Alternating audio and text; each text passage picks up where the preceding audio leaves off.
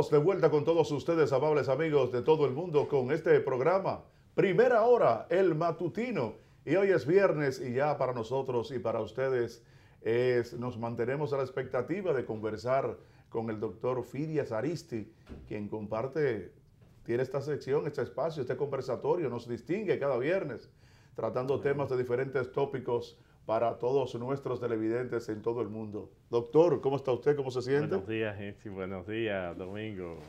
¿Domingo o Santiago? Santiago. Muy feliz y muy honrado, reitero, de venir a compartir con ustedes y con toda la teleaudiencia. Usted sabe que nosotros habíamos dejado un tema que yo sé que la gente le da seguimiento, aunque sea un poco, pero hay que tratarlo, que es el tema y lo que está pasando en Bolivia con la decisión, que lo dejamos pendiente, del Tribunal Constitucional de Bolivia. Superior Electoral de Bolivia, que dicen que fue un palo acechado. Incluso hay una parte de la planta física que fue incendiada. Incendiada después de esa decisión que se dio en horas de la noche. Y la pregunta mía es, doctor, ahí habían pasado tres sucesos. Primero, el presidente Evo Morales había mandado hacer un referéndum. El referéndum le dio negativo a la población. Luego, el Tribunal Constitucional lo echa a un lado, la decisión de la voluntad popular emanada de la misma Constitución, porque si un referéndum que viene de la Constitución le dice que no, uno pregunta, ¿y cómo el Tribunal Constitucional entonces le da ganancia de causa? Y entonces después el Tribunal Superior Electoral, Supremo Electoral, como se llama en Bolivia, lo inscribe.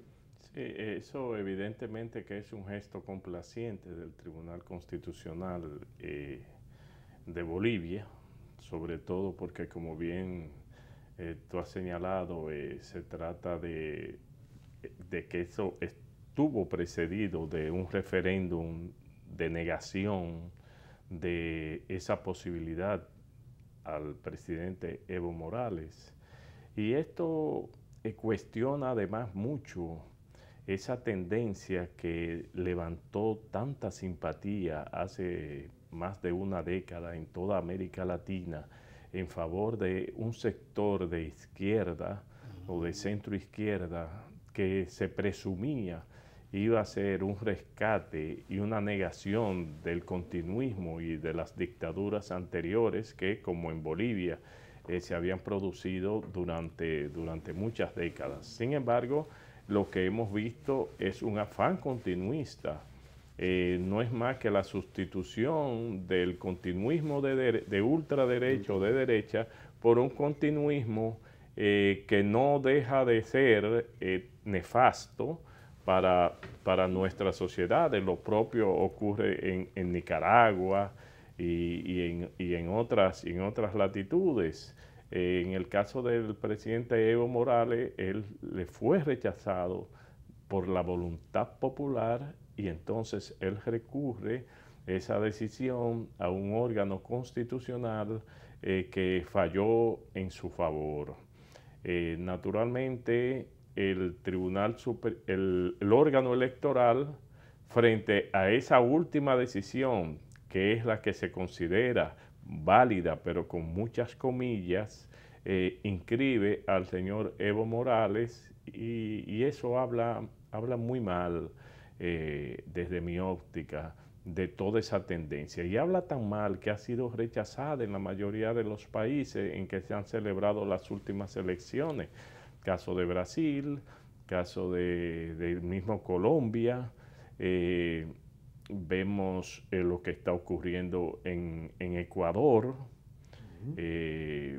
vemos situaciones prácticamente también en Centroamérica muy parecidas, porque los pueblos están desdeñando de ese continuismo tan acentuado y tan poco productivo para nuestras sociedades, además que es un freno al relevo político. que es lo que se le censuraba también a las dictaduras. Lo que él mismo, como diputado, castigaba. Claro. Del continuismo y de la dictadura que había de militares en Bolivia. Sí, sin embargo, vemos el caso de Pepe Mujica, que sale con un prestigio incuestionable. Sí. No pretendió continuar, al contrario, hasta renunció a la condición de senador que le era inherente. Y vimos el caso de Álvaro Uribe, que al ser rechazado por el Tribunal Constitucional, lo aceptó pura y simplemente, y hoy es senador de la República, el más votado en toda la historia, porque los pueblos también saben en qué momento le pasan revista, como decimos aquí, a su liderazgo. Y quizás en Bolivia puedan surgir, no sé exactamente si están dadas las condiciones de que se pueda producir inclusive un relevo. Conforme al referéndum, ese relevo pudiese presentarse. Vimos en México la ruptura del PRI durante tantos años gobernante, también fue una expresión de que los pueblos requieren cambio. Hay momentos en que hay situaciones que tienen que necesariamente ser cambiadas para beneficio del pueblo. Mire, doctor, pero a propósito de que estamos hablando del constitucional, nosotros tenemos que hablar aquí en torno a la elección de los más recientes magistrados, los 4 que ya tomaron posesión en el Tribunal Constitucional. ¿Qué opinión le merece a usted todo este proceso? Bueno, fue un proceso transparentado, visto por la opinión pública.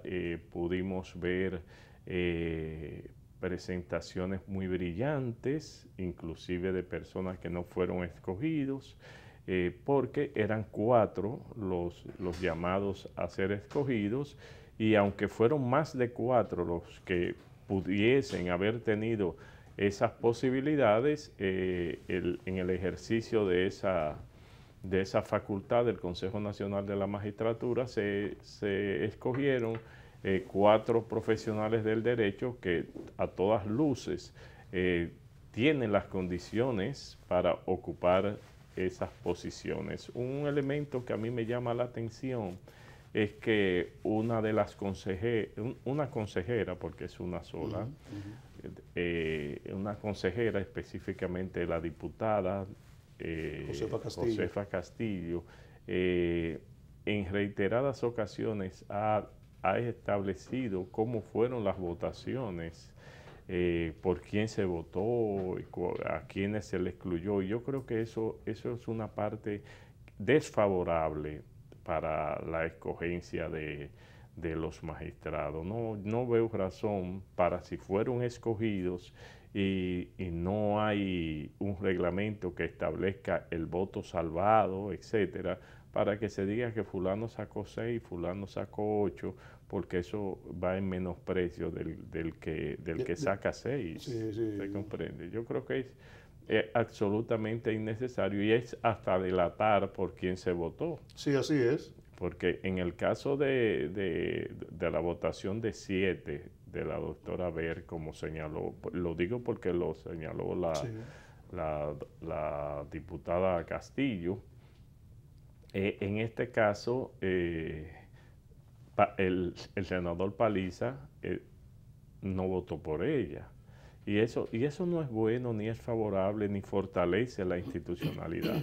Y me llama la atención que ella sea la única persona que habla en ese sentido. De los 8, la única persona que he escuchado ha sido a ella. Y eso creo que es desfavorable, y en lo sucesivo no debería ocurrir, es mi entender. Mire, durante todo el proceso que se estuvo manejando, sobre todo al momento de ellos estar evaluando a los postulantes, nosotros mismos hemos expresado aquí nuestra consideración en torno a la condición, a la calidad en lo que concierne al conocimiento del derecho de las personas que forman parte del Consejo Nacional de la Magistratura. Nosotros incluso aquí hemos dicho que debe haber una reestructuración, no desde el punto de vista de las estructuras estatales que están representadas al interno del Consejo Nacional de la Magistratura, sino de quienes van a evaluar a los postulantes. Primero porque hay solamente conocedores del derecho, solamente habían 3, de 8 personas. Así es. Entonces, uno diría, a usted, que es un prominente abogado de la República Dominicana, hay que buscar una persona de su nivel o más para poderlo evaluar. Que usted sepa de antemano que cualquier respuesta que usted vaya a dar en torno a una pregunta que se le hizo, esa persona está en la capacidad de saber hasta qué punto su respuesta es valedera y está consona con el derecho. Sí, ¿Qué opinión le merece a usted eso? Eso es un déficit de origen que tiene. Inclusive cuando se habló de la creación del Consejo Nacional de la Magistratura, porque nosotros tenemos como un elemento desfavorable que actuamos mucho en términos coyunturales. Cuando se hizo la modificación constitucional en el año 94. En el 94, a raíz de la crisis. Que se creó el Consejo Nacional de la Magistratura. Un destacado diputado se opuso a que el presidente del Colegio de Abogados fuera miembro del Consejo Nacional de la Magistratura, porque en ese momento el presidente del Colegio de Abogados de la República era del PRD. Era del PRD, correcto. Era del PRD. Sí, es verdad. Y eso es algo absolutamente lamentable. Claro, el Consejo Nacional de la Magistratura es un órgano político, pero sí, como bien usted señala, tiene ese déficit de que puede haber una distancia abismal entre el consejero y el cuestionado en términos de conocimiento, porque, por ejemplo, independientemente de algunos cuestionamientos que se le hicieron al doctor Cristóbal Rodríguez, es un profesional de amplio conocimiento, con una sólida formación en esta materia, Juan Manuel Castillo Pantaleón. Rafael Ciprián. El magistrado Rafael Ciprián dio cátedras hermosísimas. No, y que es profesor de lo que hoy están en el Tribunal Constitucional. Exactamente. Entonces, pero por determinadas razones no fueron escogidos. No significa lo que he dicho, no significa que tengan mejores condiciones que los escogidos. Correcto. Pero sí que tenían las suficientes para merecer una escogencia. Yo creo particularmente, lo dije, creo acá con ustedes, que el perfil del juez constitucional tiene que tener una formación política. Contrario a lo que creen los empresarios y un sector que se llama indiferente o imparciales o neutrales, tienen todos esos epítetos, según les convenga, lo asumen. Deben tener formación política, primero porque la Constitución es una carta política, es un instrumento político, pero además su aplicación en determinadas circunstancias no pueden estar ajenas a las situaciones políticas determinadas y a los condicionantes políticos, porque si no, estaríamos hablando de un instrumento del Poder Judicial, que son cosas esencialmente diferentes. Yo creo que en nada debe ser excluido una persona con formación jurídica suficiente que al mismo tiempo sea político para que se le excluya de esas posiciones. Yo pongo un ejemplo, por ejemplo, el doctor César Pina Toribio. El doctor César Pina Toribio es un militante político de una muy sólida formación jurídica y de una acrisolada conducta también de rectitud y de honestidad. Más que muchísimos que se llaman no partidistas o apolíticos. Y así hay otros en nuestro país que han militado políticamente, sin embargo, reúnen las condiciones más que suficientes para ocupar esas posiciones. E inclusive, personas a las que yo no tengo la menor duda que en caso de ser juzgadoras nunca van a poner los intereses del partido al que han pertenecido por encima de lo moral y por encima de lo jurídico. Aunque hemos tenido muchos casos donde jueces que independientemente de todo, con muchas condiciones, han interpuesto lo jurídico en favor de lo político. Eso lo hemos visto en ciertos tribunales, como en la más alta corte. Sí, eso es algo. Eso ocurre. Eso ocurre. Ahora, yo le quiero. Hay algo que yo quisiera que usted también nos diera a conocer su experiencia por una situación que está atravesando empleados públicos y privados. Y es lo que se ha destapado en esta semana.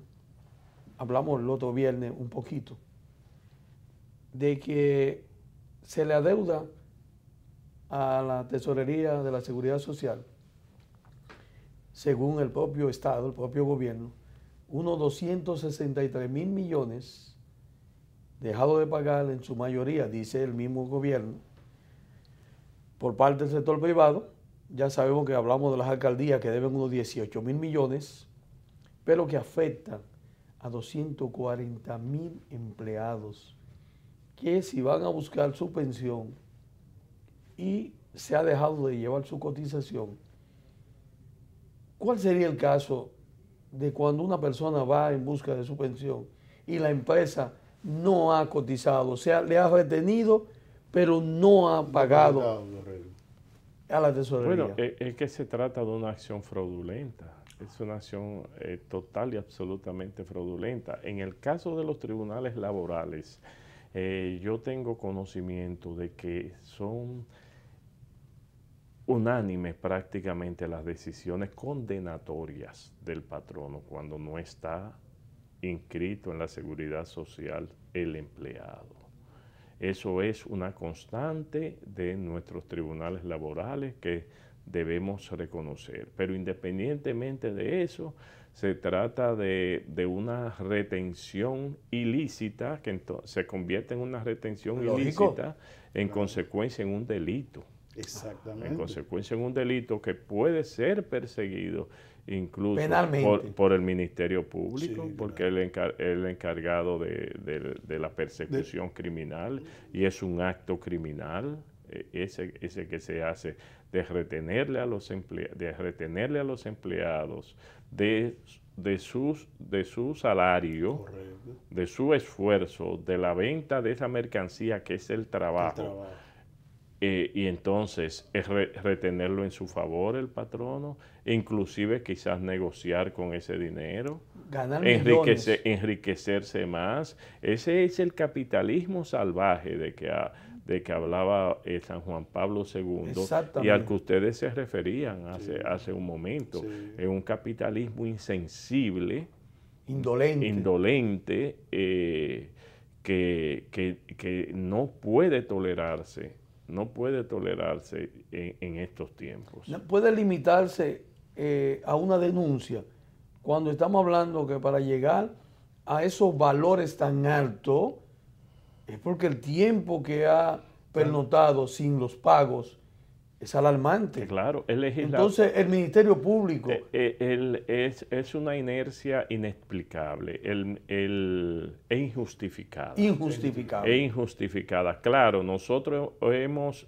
echado al suelo el gremialismo.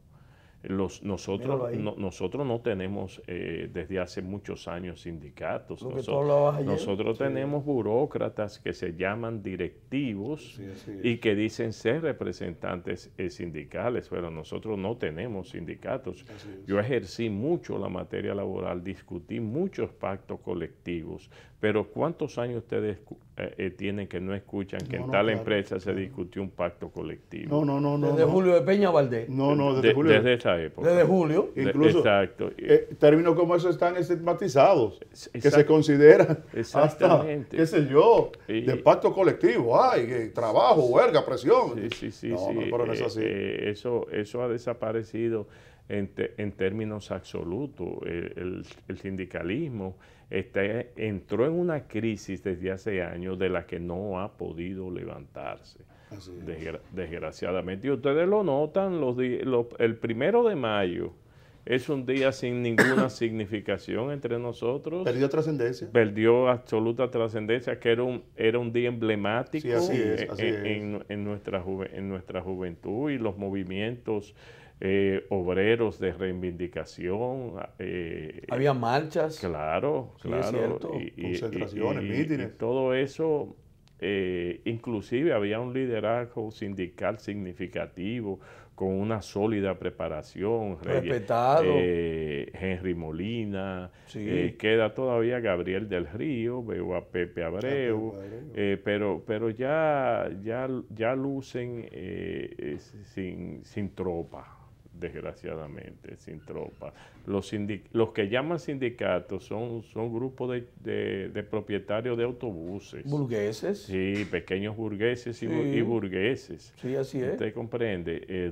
Dueños de los medios de producción. Sí, así es. Lo que existen son patronales de autobuses. Sí, así es. Eso es lo que tenemos. Así es. Eso es verdad. Eso es lo que tenemos. Y sobre esa base ellos actúan, ¿eh? Claro. Porque el significado ha sido muy beneficioso para ellos desde el punto de vista de la concentración de capitales. Marx lo decía, no es la conciencia del hombre la que determina su ser, sino el ser social determina su conciencia. Exactamente. Entonces, la condición de propietario a ellos le da otra visión. No, el cambio de pensar. Total. Porque es el hombre y las circunstancias. Eso determina. Eso es verdad. Como decía Carlos Marx. Marx fue claro en eso, ¿sabes? Sí. Y planteó también de que el hombre era capaz de asumir esa transformación en poco tiempo, de estar en un lado del sindicato, del trabajo, de la venta de la fuerza de trabajo, y al mismo tiempo transformarse y cambiarle totalmente el pensamiento. Sí. Más aún llegó a decir que el trabajo hizo al hombre. Sí. El trabajo hizo al hombre, y aún con todos aquellos enfrentamientos con Proudhon, luego con Miguel Bakunin, que se fue al anarquismo, él mantuvo una lucidez con Engels, que sirvió de guía. No, que ha servido. Todavía se mantiene. Y es una pena, que no se rescate, porque, por ejemplo, el Vargas Llosa, en una de sus últimas obras, El llamado de la tribus, es una exaltación de 7 grandes pensadores, pero 7 grandes pensadores fundamentalmente de la tendencia liberal, de la tendencia del liberalismo económico, aunque ahí se encuentran personas como Ortega y Gasset entre esos 7, pero está Isaiah Berlin, Hayek y una serie de pensadores que algunos de ellos se fueron al extremo del liberalismo, y elementos como el que ustedes señalaban de esa audición que ustedes pusieron son perfectamente comprensibles. De eso yo quiero. Porque se comprende. Se comprende. Yo quiero que usted nos diga algo. Porque es una visión. Claro. Es una visión del mundo, una concepción del mundo. Una concepción del mundo desprovista de todo humanismo. Exactamente. De todo sentimiento humano, y entonces de la búsqueda de resortes que sean capaces de evadir la responsabilidad en determinadas circunstancias. E inclusive se forman hasta contradicciones como las que pudimos escuchar en ese audio entre personas que tienen una horizontalidad en la posición de la pirámide económica. De la pirámide económica. ¿Y qué produce eso? Bueno, la posibilidad de que tengan un agrietamiento o un perjuicio económico por la catástrofe. Y es lamentable Y es lamentable porque, primero, yo creo que lo que debieron fue, si era posible, cuestionar el informe preliminar del Cuerpo de Bomberos, que por ser preliminar no deja de ser un documento de gran importancia y que se presume está exhaustivo, no obstante. Pero son los que dominan la investigación. Y fueron los peritos. Y fueron los primeros. Sí. Y fueron los primeros. Pero el Procurador General de la República, cambiando de tema, oyendo este tema, porque es ineludible, yo creo. ¿Cómo no ha asumido? El Procurador General de la República pidió la colaboración del Ministerio de Salud Pública, de la Defensa Civil y creo que de la Policía Nacional. Pero hay un gran ausente en esa comisión. Y yo quiero aprovechar el programa para decirlo. Ese gran ausente es el Ministerio de Trabajo. El Ministerio de Trabajo, porque ¿quién defiende a eso? Porque nosotros somos... Es verdad. El Ministerio de Trabajo tiene una dirección general de higiene y seguridad industrial, y nosotros desde el año 1953 somos signatarios del Convenio 81 de la Organización Internacional del Trabajo, la OIT, de la OIT, sí, sobre medidas de seguridad industrial. Somos, además, tenemos un reglamento que hizo el presidente Balaguer, y es necesario decirlo, que hizo el presidente Balaguer en diciembre de 1966, que no ha sido superado, pero que impone la obligación al Ministerio de Trabajo de defender, de vigilar constantemente este tipo de empresas, y sobre todo cuando hay calderas para remoción, cambios, reestructuración o lo que fuere, tiene que ser con el consentimiento previo de las autoridades del Ministerio de Trabajo. Y además, el Ministerio de Trabajo tiene que fiscalizar por lo menos una vez al año, ese tipo de empresa. Entonces, hay que ver si eso... Es un ingrediente nuevo. No, pero es un ingrediente, eso no se conocía. Y hay que ver si... Sí, por eso he querido aprovechar esta tribuna para decir que debió estar la Dirección General de Higiene y Seguridad Industrial, porque inclusive, déjenme ir más lejos en ese reglamento del presidente Balaguer del 66. ¿Qué visión? Sí, qué visión tan extraordinaria. Fíjense, es necesario que exista un comité integrado por los trabajadores. Hay que ver si ese comité existía o existe en esa y en cualquiera otra empresa. Y cuando se pasa de 100 empleados, y se ha hablado, creo que 288, creo. Entonces los requerimientos son mayores.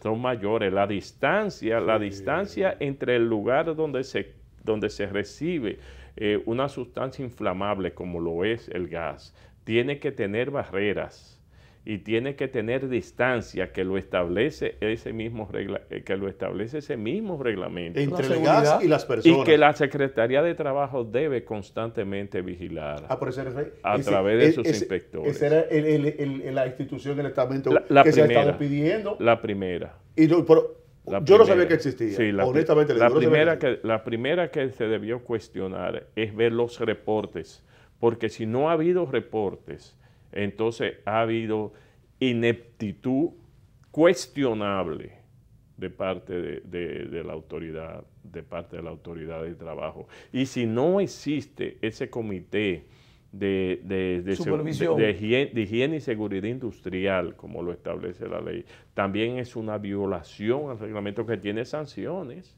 de carácter penal, inclusive, porque independientemente de lo que puedan considerar algunas personas, durante ese periodo del presidente Balaguer se promulgaron situaciones de esta naturaleza protectora.